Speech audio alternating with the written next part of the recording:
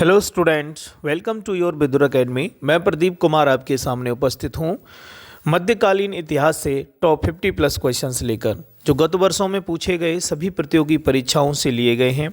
ये प्रश्न सभी प्रतियोगी परीक्षाओं जैसे UP police, UPSI, SSC CGL, banking एवं रेलवे एवं अन्य सभी कॉम्पिटिटिव एग्जाम्स के लिए अति महत्वपूर्ण हैं। तो चलिए शुरुआत करते हैं आज का सेशन। उससे पहले अभी तक आपने चैनल को सब्सक्राइब नहीं किया है तो चैनल को सब्सक्राइब कर दीजिए और वीडियो को ज़्यादा से ज़्यादा शेयर कर दीजिए। तो चलिए, आज का पहला क्वेश्चन है, लाल किले का निर्माण किसने करवाया था? पहला क्वेश्चन है, लाल किले का निर्माण किसने करवाया था? तो इसका सही जवाब होगा शाहजहां। शाहजहां ने लाल किले का निर्माण करवाया था। चलिए आगे बढ़ते हैं अगले क्वेश्चन की ओर। अपनी माता की ओर से मुगल किसके वंशज थे? तो ये थे, ऑप्शन बी सही है इसका, चंगेज़ खान के। अपनी माता की ओर से मुगल किसके वंशज थे? चंगेज़ खान के। नेक्स्ट क्वेश्चन, गुरु नानक देव का जन्म कहाँ हुआ था? तो इसका सही जवाब है, ये हुआ था तलवंडी में। गुरु नानक देव का जन्म कहाँ हुआ था? तलवंडी में हुआ था। आगे बढ़ते हैं, अगला क्वेश्चन देखने को मिलता है कि निम्नलिखित में से किस युद्ध के पश्चात बाबर ने गाजी की उपाधि धारण की थी? तो बाबर ने गाजी की उपाधि धारण की थी खानवा के युद्ध के बाद। किसके? खानवा के युद्ध के बाद बाबर ने गाजी की उपाधि धारण की थी।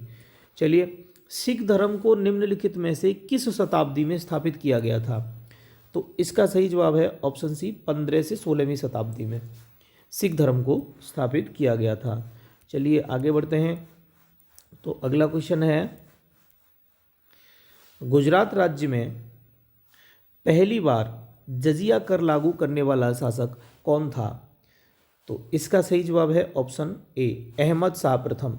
ये गुजरात राज्य में जजिया कर लगाने वाला प्रथम शासक था। आगे बढ़ते हैं, मराठा काल में ग्राम प्रशासन की देखभाल करने वाला अधिकारी इनमें से कौन था? तो ये कौन था? पाटिल। पाटिल था जो मराठा काल में ग्राम प्रशासन की देखभाल करने वाला अधिकारी हुआ करता था। चलिए, किस मुगल शासक ने, माफ कीजिए, किस मुगल शासक के शासनकाल में जजिया पुनः लगाया गया था? तो ये किसके काल में लगाया गया था? ये लगाया गया था औरंगजेब के। औरंगजेब के शासनकाल में जजिया कर फिर से लगाया गया था।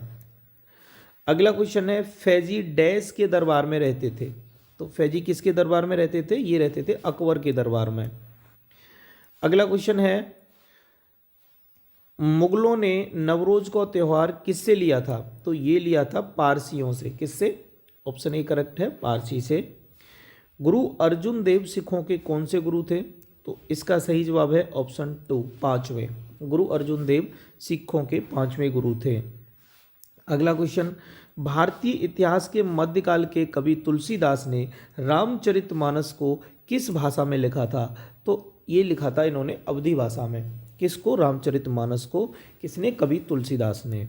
चलिए आगे बढ़ते हैं। अगला क्वेश्चन है, असम के अहोम साम्राज्य और मुगलों के बीच सरायघाट की लड़ाई किस वर्ष हुई थी? तो ये कब हुई थी? ये हुई थी 1671 में, 1671 में। चलिए आगे बढ़ते हैं।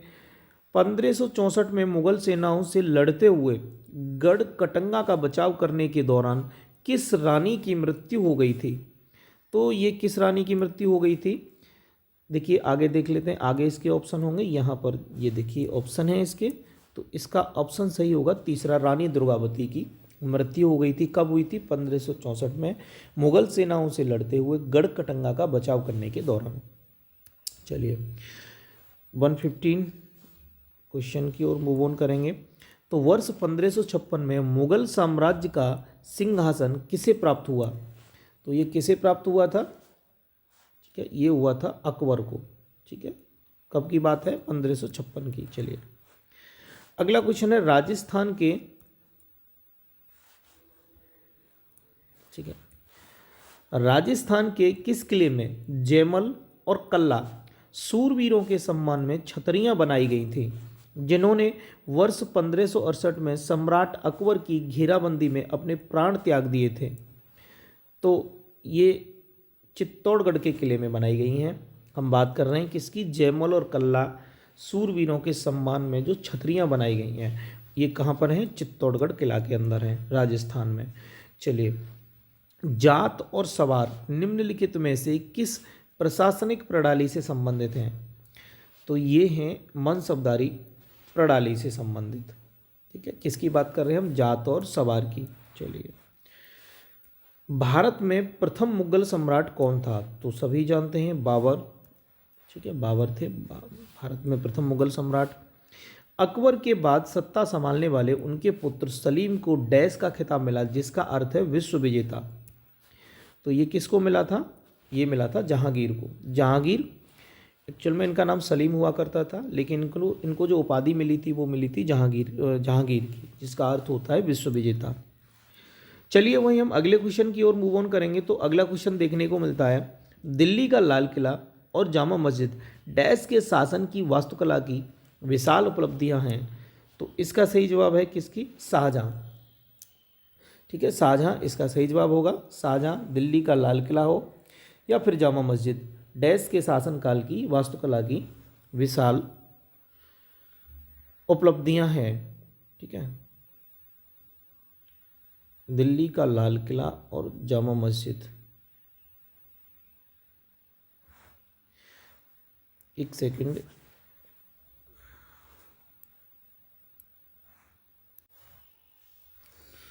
अगला क्वेश्चन है, हुमायूं के उत्तराधिकारी डैश का जन्म हुमायूं के निर्वासन काल में हुआ था और वह उत्तराधिकारी जब 13 वर्ष का था तब उसके पिता की मृत्यु हो गई थी।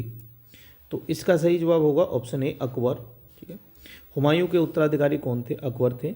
इनका जन्म कब हुआ था? इनके हुमायूं के निर्वासन काल में। तो 13 वर्ष की उम्र में इनके पिता की मृत्यु हो गई थी, तब ये गद्दी पर बैठे थे। चलिए आगे बढ़ते हैं। तो अगला क्वेश्चन देखने को मिलता है 122। आगरा में यमुना नदी के किनारे अपनी पत्नी मुमताज़ महल के लिए ताजमहल का निर्माण किसने करवाया था? तो इसका सही जवाब है शाहजहां। शाहजहां ने करवाया था, सभी जानते हैं। चलिए आगे बढ़ते हैं। सिखों के 10 गुरुओं में से 5वें गुरु कौन से थे? तो ये थे गुरु अर्जुन देव। सिखों के 10 गुरुओं में से 5वें गुरु कौन थे? गुरु अर्जुन देव थे। हुमायूं ने अपनी सत्ता को पुनः प्राप्त करने के लिए किस सूरी राजा को हराया था? हम बात कर रहे हैं हुमायूं की। तो किस सूरी राजा को हराया था? ये हराया था इन्होंने सिकंदर सूरी को। अगला क्वेश्चन है, डैश ने अमृतसर में स्वर्ण मंदिर के नाम से विख्यात विश्व प्रसिद्ध हरमंदिर साहिब का निर्माण करवाया? तो देखिए, इस क्वेश्चन का जवाब क्या है? गुरु रामदास। देखिए, आप कन्फ्यूज मत होइए, इस क्वेश्चन का जवाब आपको कहीं कहीं गुरु अर्जुन देव भी देखने को मिलेगा। एक्चुअल में देखो हुआ क्या था, गुरु रामदास ने इस जो प्रसिद्ध हरमंदिर साहिब का जो निर्माण है, विश्वविख्यात मंदिर, स्वर्ण मंदिर, ठीक है, स्वर्ण मंदिर के नाम से जो विख्यात है, गुरु रामदास ने इसकी शुरुआत की थी। लेकिन बाद में स्टेबलाइज्ड किन्होंने किया था? ये गुरु अर्जुन देव ने। तो ये क्वेश्चन आया हुआ है, आप देख लीजिए कब आया हुआ है, CGL में 7/6/2019 में। तो आयोग ने इसका जो सही जवाब दिया है वो गुरु रामदास ही दिया है। ठीक है, चलिए आगे बढ़ते हैं। बाकी गूगल पर हो सकता है आपको अलग भी मिल जाए, ठीक है, लेकिन आयोग ने जो इसका जवाब दिया है, आप और थोड़ा सा इसको रिसर्च करेंगे तो आपको इसका आंसर गुरु रामदास भी देखने को मिलेगा। डैश के शासनकाल में मुगल साम्राज्य क्षेत्र के मामले में अपने चरम पर पहुंच गया था। कौन पहुंच गया था? अकबर। ठीक है, अकबर के शासनकाल में मुगल साम्राज्य क्षेत्र के मामले में अपने चरम पर पहुंच गया था। चलिए अगला क्वेश्चन है, लगभग 50 वर्ष शासन करने के पश्चात डैश की मृत्यु 1605 में हुई थी। उन्हें आगरा से बाहर सिकंदरा में दफनाया गया था। ये हम बात कर रहे हैं अकबर की। किसकी? अकबर की। चलिए आगे बढ़ते हैं। डैश को वास्तुकार राजा कहा जाता है क्योंकि इनके शासनकाल के दौरान दुनिया ने मुगल साम्राज्य की कला और संस्कृति का एक अनूठा विकास देखा है। तो इसका सही जवाब है ऑप्शन ए, शाहजहां। चलिए इसके बाद में 129 की ओर मूव ऑन करेंगे। चलिए 129 क्वेश्चन है, डैश ने मेहर उन निसा से निकाह किया था जिसे उन्होंने नूरजहां की उपाधि प्रदान की थी। तो इसका सही जवाब है ऑप्शन डी, जहांगीर। जहांगीर ने मेहरुन्निसा से निकाह किया था और इसे बाद में नूरजहां की उपाधि दी गई थी। और नूरजहां का मतलब क्या होता है? विश्वज्योति। आगे बढ़ते हैं। डैश को अमृतसर में स्थित हरमंदिर साहिब गुरुद्वारे के सुनहरे सौंदर्यीकरण के लिए जाना जाता है। तो इसका सही जवाब होगा किसको? रणजीत सिंह को। रणजीत सिंह को अमृतसर में स्थित हरमंदिर साहिब गुरुद्वारे के सुनहरे सौंदर्यीकरण के लिए जाना जाता है। अगला क्वेश्चन। सर थॉमस रो ने इंग्लैंड के राजा राजदूत के रूप में मुगल शासक डैश के दरबार को दौरा किया था। तो इसका सही जवाब होगा किसके दरबार में? जहांगीर के दरबार में किया था। याद रखिए आप इसका आंसर। अगला क्वेश्चन है, तुकारोई की लड़ाई कब लड़ी गई थी? तो तुकारोई की लड़ाई लड़ी गई थी 1575 ईस्वी में। कन्नौज की लड़ाई कब लड़ी गई थी? ये लड़ी गई थी 1540 ईस्वी में। ठीक है, कब लड़ी गई थी ये? 1540 ईस्वी में। अगला क्वेश्चन है, 1608 में ईस्ट इंडिया कंपनी ने सूरत में एक फैक्ट्री खोलने के लिए कैप्टन विलियम हॉकिंस को सम्राट डैश से अनुमति लेने के लिए उनके दरबार में भेजा था। तो किससे अनुमति लेने के लिए भेजा था? जहांगीर से। ठीक है, किसको भेजा था? कैप्टन विलियम हॉकिंस को। चलिए अगला क्वेश्चन है, जब हार निश्चित हो जाती थी तो डैश पुरुषों को साका या शक नामक एक अनुष्ठान करना होता था जो कि उनकी अंतिम लड़ाई थी जिससे वे वापस नहीं आ सके। तो इस प्रश्न का सही जवाब होगा ऑप्शन डी, राजपूत। ठीक है, चलिए आगे बढ़ते हैं। सम्राट अकबर के दरबार में टोडरमल डैश थे। तो ये कौन थे? ये वित्त मंत्री थे, फाइनेंस मिनिस्टर। कौन? किसकी बात कर रहे हैं हम? टोडरमल की। चलिए अगला है, डैश ने आगरा को अपने साम्राज्य की राजधानी बनाया था। तो ये सिकंदर लोदी ने बनाया था। ठीक है, यहाँ पर सिकंदर लोदी ने ही आगरा शहर की स्थापना की थी सन 1504 में। इसका सिकंदर लोदी आंसर सही होगा। इसके बाद में हम अगले क्वेश्चन की ओर मूव ऑन करेंगे। तो अगला क्वेश्चन देखने को मिलता है कि हल्दी घाटी के युद्ध में किस सम्राट की सेना ने महाराणा प्रताप से युद्ध किया था? तो अकबर की सेना ने किया था। प्रतापगढ़ की लड़ाई में छत्रपति शिवाजी द्वारा निम्नलिखित में से कौन मारा गया था? तो ये अफजल खान मारा गया था। किससे? छत्रपति शिवाजी के द्वारा। ऐतिहासिक शेरशाह सूरी मार्ग को और किस नाम से जाना जाता है? तो ये जाना जाता है राष्ट्रीय राजमार्ग संख्या 1 के नाम से। किस सिख गुरु ने सिख धर्म के पवित्र ग्रंथ आदि ग्रंथ को संकलित किया था? तो ये किसने किया था? ये किया था गुरु अर्जुन देव ने। किसकी बात कर रहे हैं हम? सिख धर्म के पवित्र ग्रंथ आदि ग्रंथ की। चलिए अगला क्वेश्चन है, मुगलों के संदर्भ में कौन सा कथन सही नहीं है? देखिए आपको उस क्वेश्चन को टिक करना है जो सही नहीं है। तो चलिए पढ़ते हैं। मुगल दरबार के इतिहासकार उन्हें महान ईरानी राजा अफरासियाब के वंशज के रूप में वर्णित करते हैं। जी नहीं, बिल्कुल ये गलत जवाब है। ठीक है, इसके बाद में यहाँ अगला है कि उज्बेक लोगों के द्वारा बाबर को उसकी मातृभूमि फरगना से निकाल दिया गया था। ये बिल्कुल सही है। बाबर का संबंध अपनी माँ की तरफ से चंगेज़ खान से था। सही है। पितृपश्चित तैमूर वंशज थे। ये भी ठीक है। तो इसमें गलत पूछ रहा था, गलत कौन सा हो जाएगा? ऑप्शन ए, वही इस प्रश्न के लिए सही आंसर होगा। चलिए अगला क्वेश्चन है, मुगल सम्राट डैश ने आलमगीर की उपाधि धारण की थी। तो ये किसने धारण की थी? औरंगजेब ने। औरंगजेब ने आलमगीर की उपाधि धारण की थी। चलिए अगले क्वेश्चन की ओर हम मूव ऑन करेंगे 144 की। तो निम्नलिखित में से कौन भारत के तोते के रूप में जाना जाता है? तो ये किसको जाना जाता है? अमीर खुसरो को भारत के तोते के रूप में जाना जाता है। अगला क्वेश्चन है, सिखों के 5वें गुरु कौन थे? तो सिखों के 5वें गुरु थे गुरु अर्जुन देव। आगे बढ़ते हैं। गुरु नानक देव का जन्म कहाँ हुआ था? तो ये हुआ था इनका जन्म तलवंडी में। किसकी बात कर रहे हैं? गुरु नानक देव के जन्म की। जयपुर में स्थित हवा महल का निर्माण किसने कराया था? तो ये कराया था सवाई प्रताप सिंह ने। कहाँ? जयपुर में। किसका निर्माण? हवा महल का। ठीक है, चलिए। दिल्ली की मोती मस्जिद किस मुगल शासक ने बनवाई थी? तो दिल्ली की मोती मस्जिद किसने बनवाई थी? ये औरंगजेब ने बनवाई थी। दिल्ली की मोती मस्जिद किस मुगल शासक ने बनवाई थी? औरंगजेब ने। अगला क्वेश्चन, फतवा ए आलमगिरी मुस्लिम कानूनों का एक संगठन निम्नलिखित में से किस शासक के शासनकाल में लिखा गया? तो ये लिखा गया था औरंगजेब के शासनकाल में। किसकी बात कर रहे हैं? फतवा ए आलमगिरी। ये एक मुस्लिमों का एक संगठन हुआ करता था जो औरंगजेब के शासनकाल में लिखा गया। चलिए, उस सिख गुरु का नाम बताइए जिन्होंने पंजाबी भाषा लिखने के लिए गुरमुखी लिपि का विकास किया था। तो ये किया था गुरु अंगद ने। किसने किया था? गुरु अंगद ने। क्या? गुरमुखी लिपि का विकास किया था पंजाबी भाषा को लिखने के लिए। अगला question, sir Thomas Roe England के किंग जेम्स प्रथम के आधिकारिक राजदूत के रूप में किस मुगल सम्राट के दरबार में आए थे?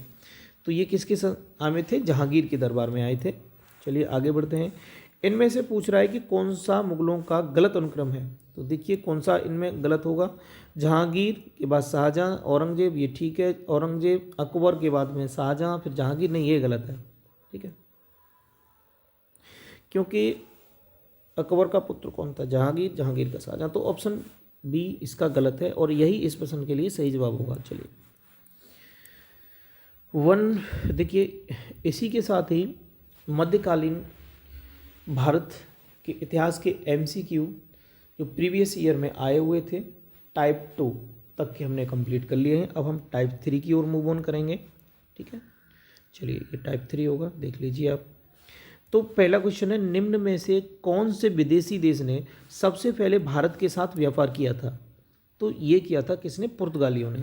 पुर्तगालियों ने सबसे पहले भारत के साथ व्यापार किया था। आगे बढ़ते हैं। भारत में पहली फ्रेंच फैक्ट्री कहाँ स्थापित की गई थी? तो ये की गई थी सूरत के अंदर। अगला, सिख धर्म की पवित्र पुस्तक का नाम बताइए। तो सिख धर्म की पवित्र पुस्तक का नाम है गुरु ग्रंथ साहब। 1651 में मुगलों द्वारा बंगाल में किस स्थान पर ईस्ट इंडिया कंपनी को व्यापार करने और फैक्ट्री बनाने की अनुमति दी गई थी? तो ये कहाँ पर दी गई थी?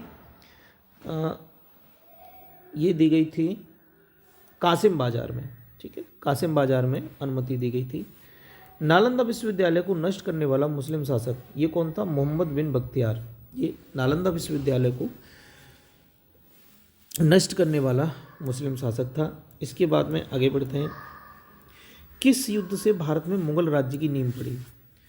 तो ये पड़ी थी पानीपत के प्रथम युद्ध से भारत में मुगल राज्य की नींव पड़ी। मोती मस्जिद निम्न में से किस नगर में स्थित है? तो मोती मस्जिद आगरा में स्थित है। कौन सी जोड़ी गलत है? देखिए गलत जोड़ी बतानी है आपको। तो इसमें से ये जो ऑप्शन सी है इसका ये करेक्ट है, आप पढ़ लीजिए इसको पॉज करके। ठीक है, ये जोड़ी गलत है, बाकी ये सही है। इसमें एक्चुअल में है क्या? देखिए ये जैसे बाबर का युद्ध किसके साथ हुआ था? संग्राम सिंह के साथ में हुआ था।